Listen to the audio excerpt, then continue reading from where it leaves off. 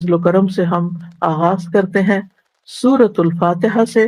سورۃ الفاتحہ مکی سورت ہے، اس کی آیات کی تعداد 7 ہے۔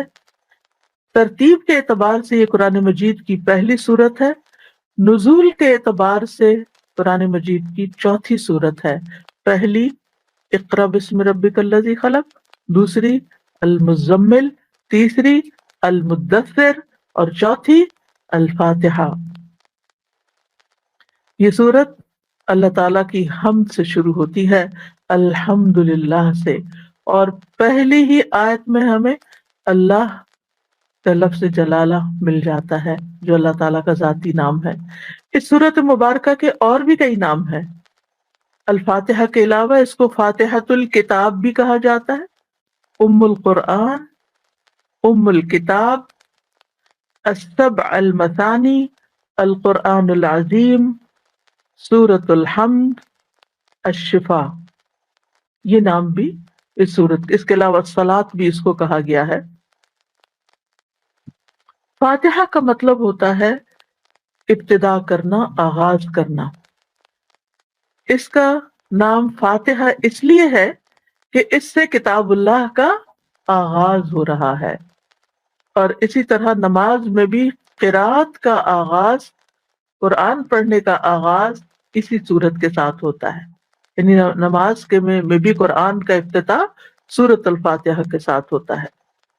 پھر ام القرآن، ام الکتاب، القرآن العظیم، کیونکہ اس میں زندگی کے تمام احکامات موجود ہیں۔ ام کا مطلب ہوتا ہے اصل، یعنی بنیادی مضامین، بیسک جتنے بھی کانسیپٹس ہیں ہمارے دین کے، سب کی اصل یہاں موجود ہے۔ السبع المثانی اس لیے کہا جاتا ہے کہ 7 بار بار دہرائی جانے والی آیتیں ہیں، اور ہم دیکھتے ہیں کہ ہر نماز کی ہر رکعت میں، چاہے فرض ہو نفل ہو، حتیٰ کہ نماز جنازہ، ان سب میں سورۃ فاتحہ پڑھی جاتی ہے، اور اس کی آیات کو بار بار دہرایا جاتا ہے۔ یعنی قرآن مجید کا کوئی حصہ ہم اتنی دفعہ ریپیٹ نہیں کرتے جتنی دفعہ سورۃ الفاتحہ ریپیٹ کرتے ہیں۔ اور اتنی اہم سورت ہے، اعظم سورۃ فی القرآن ہے، قرآن مجید کی سب سے عظیم ترین سورت ہے، کہ اگر آپ مثلا نماز پڑھ رہے ہیں اور نماز کی رکعت میں الف لام میم سے لے کر الناس تک پڑھ لیں اور فاتحہ نہ پڑھیں تو آپ کی نماز نہیں ہوگی۔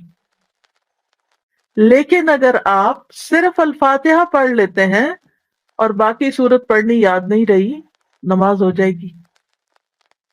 اس سے آپ اس کی اہمیت کو سمجھیں کہ یہ سورت ہماری زندگی میں کتنی زیادہ اہم ہے۔ یہ سورت پوری امت کو متحد کرتی ہے، کیونکہ امت کے ہر فرد کو اس سورت کو سیکھنا لازم ہوتا ہے، کیونکہ اس کے بغیر نماز ہی نہیں ہوتی۔ یعنی اگر آپ کسی ادنا سے ادنا ان پڑھ سے ان پڑھ مسلمان کو بھی دیکھیں جسے کچھ نہیں آتا اور لیکن سورۃ الفاتحہ آتی ہوگی، اس لیے ایک نصیحت ہے آپ کے لیے کہ آپ اپنے بچوں کو خود سورۃ الفاتحہ سکھائیں۔ جن کے بڑے ہو چکے ہیں وہ کسی اور کے بچے پکڑ لیں اور ان کو سکھائیں۔ کیوں؟ اس میں بڑی راز کی بات ہے۔ ساری زندگی وہ جتنی بھی نمازیں پڑھے گا، جتنی دفعہ سورۃ فاتحہ پڑھے گا، اتنی دفعہ آپ کو ثواب ملے گا۔ کتنا بڑا ثواب ہو جائے گا! یعنی دن میں ہر شخص کو اگر صرف فرض بھی پڑھتا ہے 17 دفعہ تو سورۃ فاتحہ پڑھنی پڑتی۔ اگر آپ نے کسی ایک بچے کو سورۃ فاتحہ سکھا دی ہے اور وہ ہر روز 17 دفعہ آپ سورۃ فاتحہ پڑھتا ہے، تو آپ سوچئے کہ وہ ایک بچے کا 17 دفعہ کا ثواب آپ کو، دوسرے کا 17 دفعہ کا، تیسرے کا 17 دفعہ۔ اپنے بچوں کو بھی سکھائے، اور اگر بڑے ہو گئے ہیں تب آپ ترجمہ سیکھ رہے ہیں، اپنے بچوں کو سورۃ فاتحہ کا کم از کم ترجمہ ضرور سکھا دیں۔ یہ خود سکھائیں، باقی قرآن اگر کوئی اور پڑھا دیتا ہے پڑھا دیں۔ بچہ چھوٹا بھی ہو، اگر آپ کے بچے بڑے ہوں گے تو ان کے بچوں کو پکڑ لیں، ان بچوں کو آپ سکھا دیں، اور اگر وہ صحیح نہیں پڑھتے تو ان کا پروننسیشن ٹھیک کرا دیں، لیکن اس کے لیے پہلے آپ کو اپنا ٹھیک کرنا ہوگا، اس کو میک شور کرنا ہوگا۔ اگر آپ کی ٹیچر آپ کو پاس کر دیتی ہیں تو پھر آپ آگے بھی سکھا سکتے ہیں۔ اور اگر ہو سکے تو اپنی دوستوں، اپنی جو بھی آپ کے ملنے جلنے والے لوگ ہیں، ان سب میں سے کوئی 5 لوگ کر لیں، بانجی بتیجے کوئی بھی، بڑے چھوٹے، ایون بزرگ بھی، ان کو سورت فاتحہ کا معنی بتا دیں، کیونکہ ہر نماز میں پڑھنی ہوتی ہے اور ہمیں نہیں پتا ہم کیا پڑھ رہے ہیں. تو یہ ایک بہت اپنے لیے ایک نیکی اور صدقہ جاریہ کمانے کا بہت بڑا ایک موقع ہے. بہرحال اس سورت کو سورت الحمد بھی کہا جاتا ہے، کیونکہ اس میں اللہ تعالیٰ کی حمد آئی ہے سب سے پہلے. شفا بھی کہا جاتا ہے کیونکہ یہ سورت بہترین دم ہے، یعنی ہر بیماری سے شفا کا ذریعہ ہے. اس لیے اس کو پڑھ کر اپنے اوپر بھی دم کیا کرے. اگر کچھ چھوٹی سی بھی تکلیف ہو، بچوں پہ کوئی بھی آپ کو بیمار دکھائی دے، کسی کی عادت کرنے کے لیے گئے ہیں، سورت فاتحہ پڑھ کر اس پہ پھونک مار کر یا اپنے ہاتھ میں مار کے اس کے جسم کے اوپر آپ یعنی اس کو جھاڑ دیں.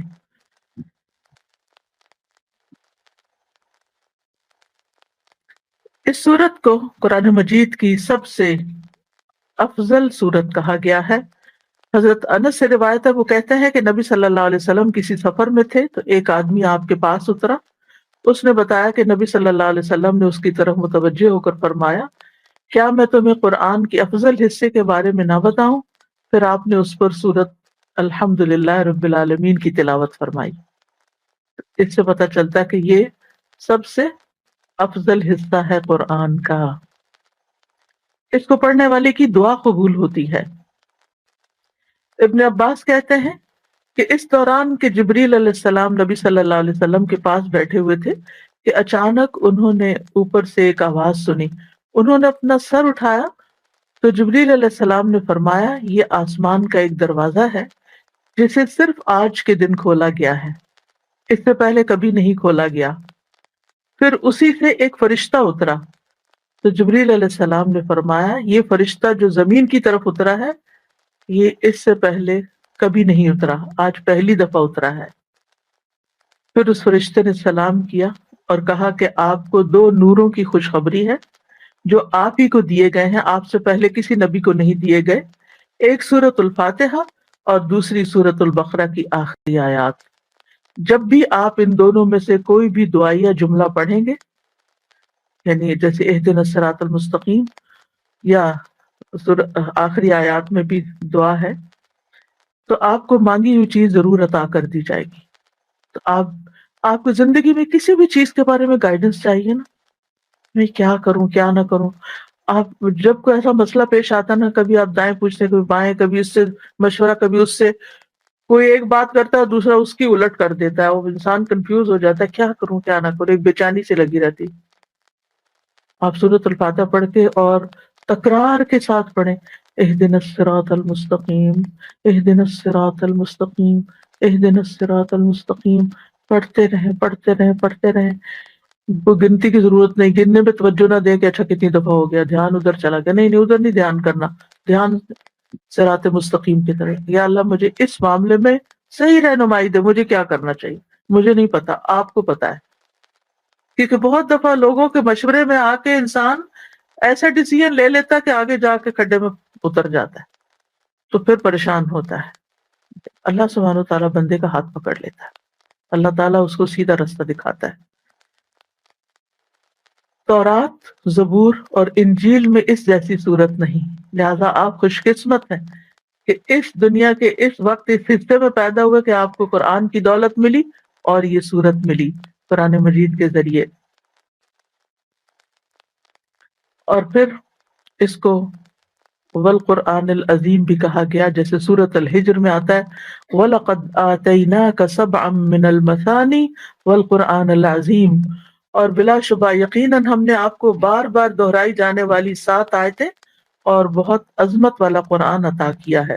ابو ہریرہ کہتے ہیں کہ رسول اللہ صلی اللہ علیہ وسلم نے فرمایا، ام القرآن یعنی سورۃ الفاتحہ ہی 7 مثانی اور قرآن عظیم ہے، یعنی جو کہ یہ پورے قرآن کے ایک طرح سے خلاصہ ہے، لہٰذا اس کو قرآن عظیم بھی کہا گیا اس کا نام.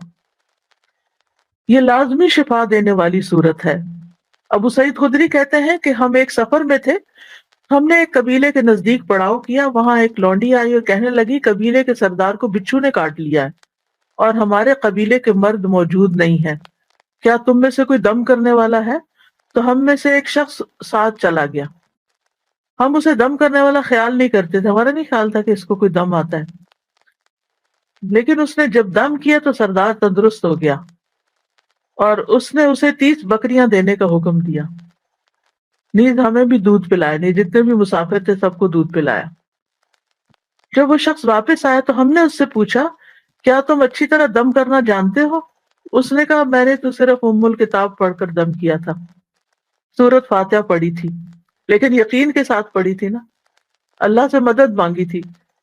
تو جب کبھی مدد چاہیے ہو نا اللہ کی تو پھر کثرت سے پڑھا کرے ایاک نعبد و ایاک نستعین، ایاک نعبد و ایاک نستعین.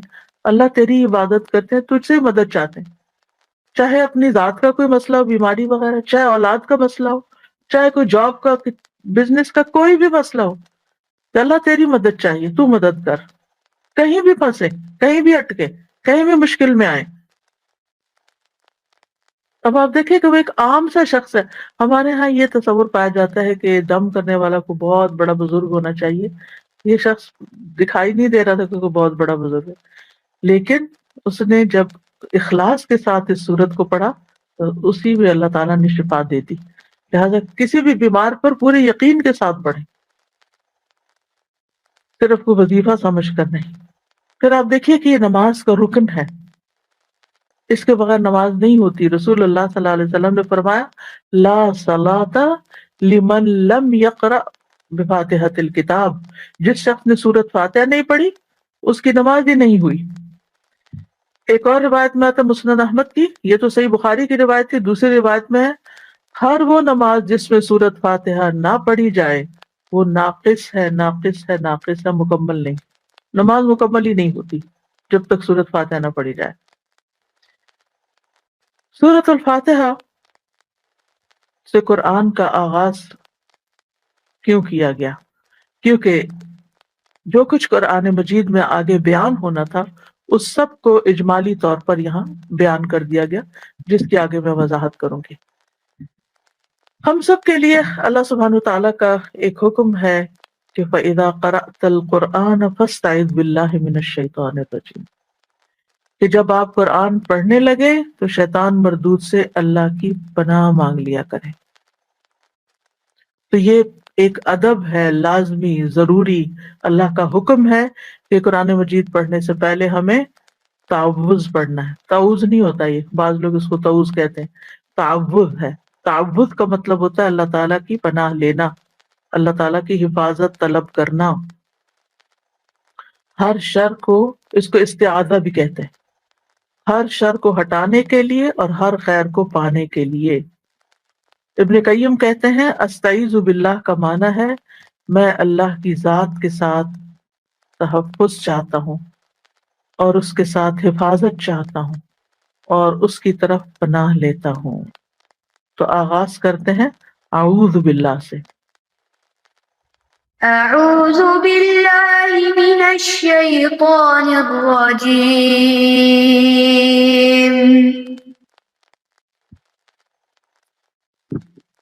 ہمیں حفاظت کیوں چاہیے؟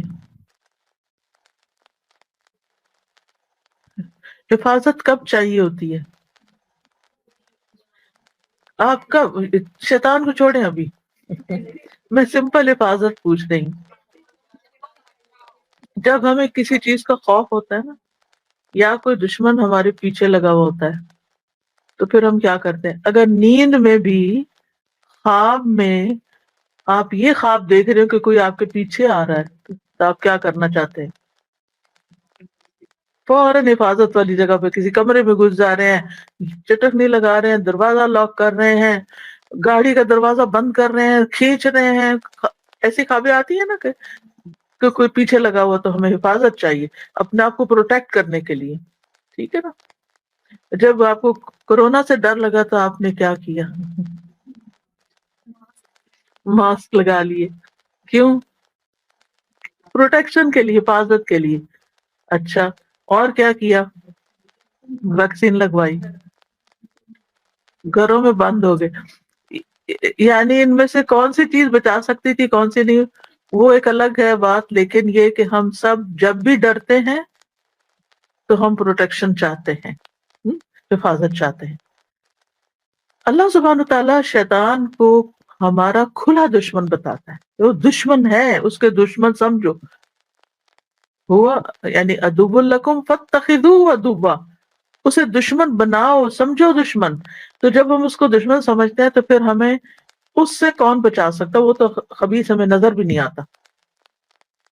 نظر آنے والی چیز کو تو انسان کسی چیز سے ہٹا لیتا ہے، یہ دکھتا ہے تو سوچتا ہے انسان پہ اب اس چیز کے پیچھے آ گیا ہوں، کور کر لیا اپنے آپ کو تو اب میں محفوظ ہو گیا ہوں، وہ تو نظر بھی نہیں آتا، اور وہ ہماری دشمنی کیے چلے جا رہے۔ اس کی دشمنی ہے کیا؟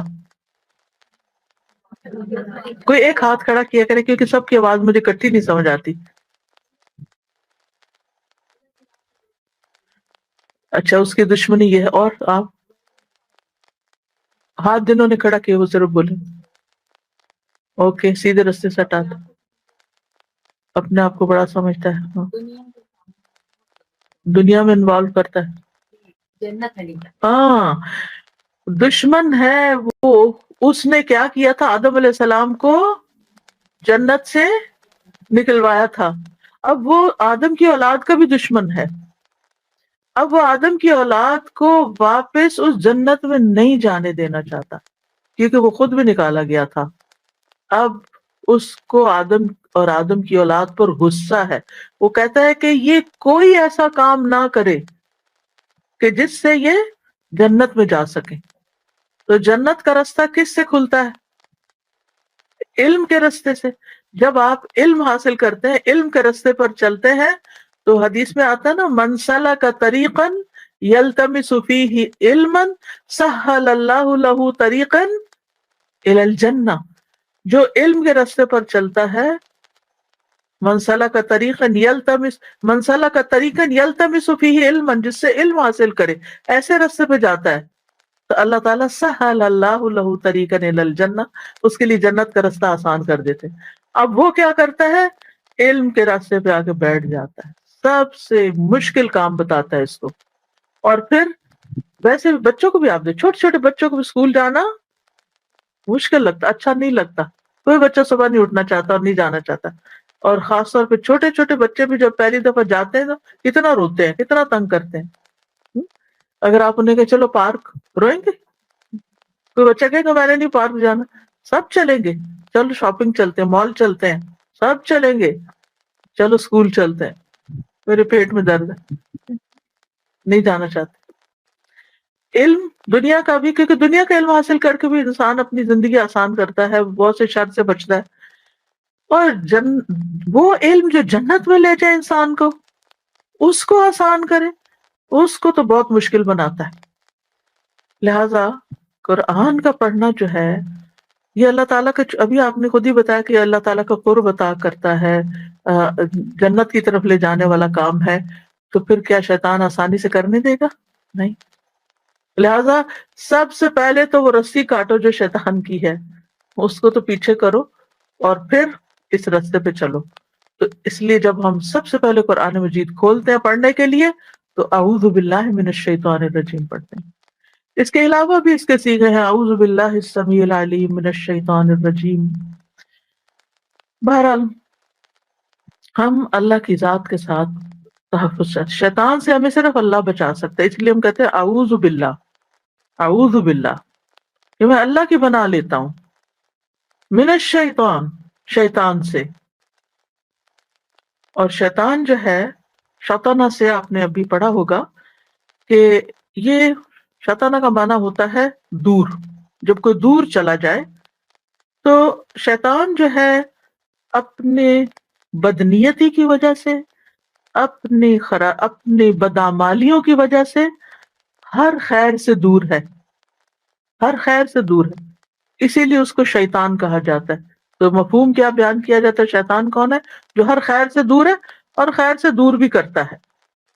اور الرجیم، دھتکارا گیا، ویسے تو رجم پتھر مارنے کو کہتے ہیں، لیکن دھتکارا گیا کیونکہ اللہ سبحانہ تعالیٰ نے اس کو اپنی رحمت سے دور دھتکار دیا تھا اور اس پر لعنت کی تھی۔ تو شیطان سے پناہ مانگنے کا مطلب یہ ہے کہ میں شیطان کے شر سے اللہ کی پناہ لیتا ہوں کہیں وہ مجھے میرے دین میں نقصان نہ پہنچائے اور مجھے اس حق سے نہ روک دے جس کو اختیار کرنا اللہ نے میرے لیے لازم کیا. یہ کوئی ڈیفینیشن نہیں ہے، اسے میں مفہوم بتا رہی ہوں. اعوذ باللہ من الشیطان الرجیم. تو آپ دیکھیے کہ جب انسان اعوذ باللہ پڑھتا ہے تو اپنے خالق سے کنیکٹ ہو جاتا ہے، اپنے رب سے کنیکٹ ہو جاتا ہے. دوسری بات، اپنی عاجزی کا اعتراف کرتا ہے. میں کمزور ہوں یا رب، میں نہیں اس سے بچ سکتا، میں شیطان کے مقابلے میں بہت کمزور ہوں، کیونکہ میرے اندر میرا نفس بھی ہے، میرے اندر وہ چیزیں بھی ہیں، میری اولاد بھی ہے جو میری کمزوری ہے، میرا مال بھی ہے جس کی محبت میں شدید گرفتار ہوں. تو یہ تو میرے پاؤں کی رسیاں ہیں، یہ مجھے کبھی بھی تیری طرف نہیں آنے دیتے. تو شیطان مجھے انہی میں الجھاتا ہے. میں کمزور ہوں، تو طاقتور ہے، تو مجھے اس جال سے باہر نکال. اور پھر جب انسان شیطان کی رسی کاٹ دیتا ہے نا اللہ کی پناہ لے کر، تو پھر اللہ کی اطاعت آسان ہو جاتی ہے. تو یہ کام آپ کے لیے آسان ہو جائے گا، قرآن کا پڑھنا، یاد کرنا، سمجھنا، غور و فکر کرنا، اس پر عمل کرنا. پھر یہ ہے کہ چونکہ شیطان انسان کا دشمن ہے تو انسان دشمن سے ہمیشہ چوکنا رہتا ہے. لہذا اعوذ باللہ پڑھنے کا مطلب یہ ہے کہ آپ کو احساس ہے کہ آپ کا کوئی دشمن بھی ہے اور اس سے آپ بچنا چاہتے ہیں. اور پھر شیطان جو ہے نا، وہ قرآن پاک پڑھنے سے تو روکتا ہی ہے، لیکن جب آپ پڑھنے لگ جاتے ہیں نا تب بھی وہ وسوسے ڈالتا ہے. تمہیں نہیں یاد ہونا، یہ بہت مشکل کام ہے، 3 سال لگ جائیں گے یہ پورا ہوتے ہوتے.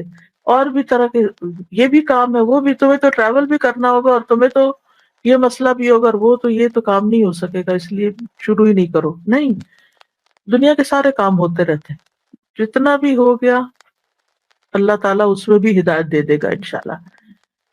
اور پھر آپ دیکھیے کہ اعوذ باللہ جب ہم کہتے ہیں تو اللہ اللہ سبحانہ تعالیٰ کا یہ اسم اعظم ہے، اللہ تعالیٰ کا یہ نام ہے، ذاتی نام ہے جس میں اس کی ساری صفات پائی جاتی ہیں. جتنے بھی اور نام ہیں نا وہ سارے آ کے یہاں جمع ہو جاتے ہیں. تو جب ہم اعوذ باللہ کہتے ہیں تو اللہ تعالیٰ کو ہم پکڑتے ہیں جو سب سے مضبوط سہارا ہے. اور پھر شیطان سے بیزاری کا اظہار بھی کرتے ہیں، اس کو ساتھ ہی دھتکارا ہوا بھی کہتے ہیں. شیطان، صرف شیطان نہیں کہتے بلکہ کیا کہتے ہیں، شیطان الرجیم، دھتکارا ہوا، نفرت کا اظہار بھی کرتے ہیں. اور پھر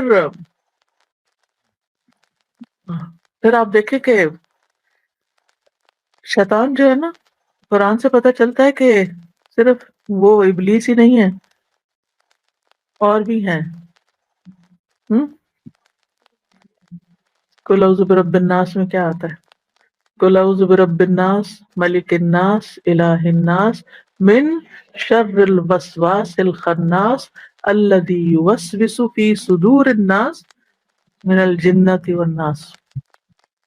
جن بھی ہیں اور انسان بھی ہیں، کچھ انسان بھی شیطان ہیں، کچھ انسان بھی ہمارے دشمن ہیں.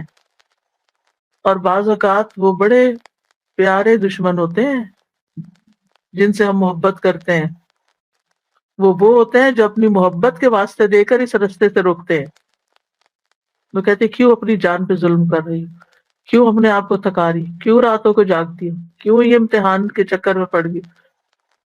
نہیں، جو انسانوں میں سے بھی جو آپ کو اس راستے سے روکے وہ آپ کا دوست نہیں ہے، یہ یاد رکھیے. جو آپ کو قرآن پڑھنے سے روکے وہ آپ کا خیر خواہ نہیں ہے، وہ آپ سے محبت، حقیقت میں محبت نہیں کرتا، وہ سیلفش ہے کہ آپ اپنا وقت اس کو نہ دیں، سب اسی کو دے دیں. ٹھیک ہے، ان کا وقت جتنا ہے بس وہ ان کے لیے. انصاف اور عدل اور اس سے کام لینا چاہیے نا کہ انسان تنظیم اوقات کرے کہ ہر ایک کا حق دے. ہم سارا وقت مصلی پہ بھی نہ بیٹھے رہیں، اور سارا وقت کچن میں بھی نہ رہیں، اور سارا وقت ہم باہر بھی نہ گھومتے رہیں، اور سارا وقت سوشلائز بھی نہ کریں. ہر چیز کا ایک وقت ہے، اتنا وقت بس اس کو دیں. اور باقی یہ ہے کہ اس نور اور اس روشنی سے قرآن کی ہم فائدہ اٹھائیں. تو یاد رکھیے کہ شیطان